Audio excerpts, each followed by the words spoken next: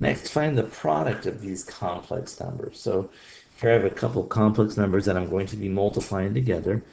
Let's be careful, and we're treating these as binomials. So I need to multiply the real part by both the real part and the imaginary part.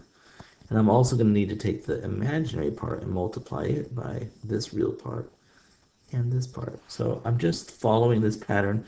In order to multiply any any polynomial times another polynomial, you must multiply each term by each term. So when I'm multiplying two binomials, there's four things that show up. The first are 3 times 4, right? 3 times 4.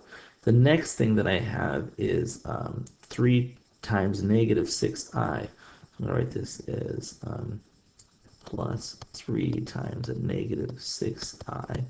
The next thing that I have is 2i plus 4, so plus 2i times a 4. And then the last thing I have is a 2i times a negative 6i. So I'll have plus 2i times a negative 6i. So now that I've got all these written out, I'm going to take a moment and simplify each one. 3 times 4 is pretty straightforward. That's 12. And then next I'm going to have minus 18i. And then I'm going to have a positive 2 times 4 plus 8i.